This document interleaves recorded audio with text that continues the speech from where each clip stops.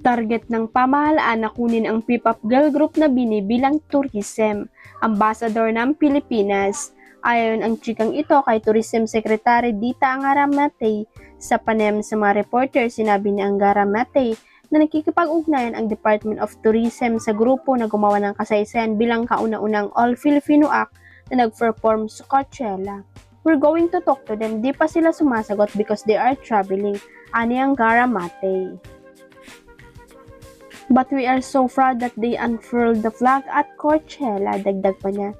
Iginiit din ng kalihim na pinahalagaan na ayan siyang mga talentong Pilipino na gumagawa ng pangalan para sa kanilang sarili at buong pagmamalaking iminawagayway ang watawat ng bansa sa international stage.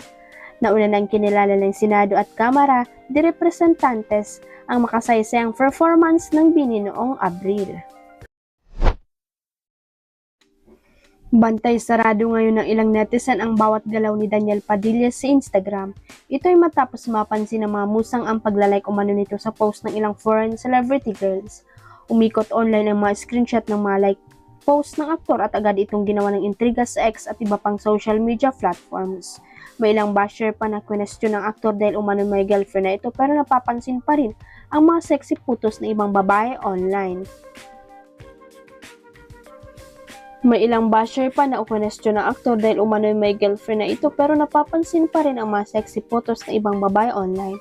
May girlfriend kang tao, tos liker ka ng sexy photos na ibang babae, banat ng isang netizen. Hindi rin nakaligtas sa issue si Kyla Estrada dahil may ilan pang pilit siyang idinidawit sa usapan at gumagawa ng sariling conclusion tungkol sa kanilang relasyon. Ayon naman sa fans ni Daniel, wala namang masama kung mag-like man ang aktor ng post ng ibang celebrities dahil normal lang iyon sa social media.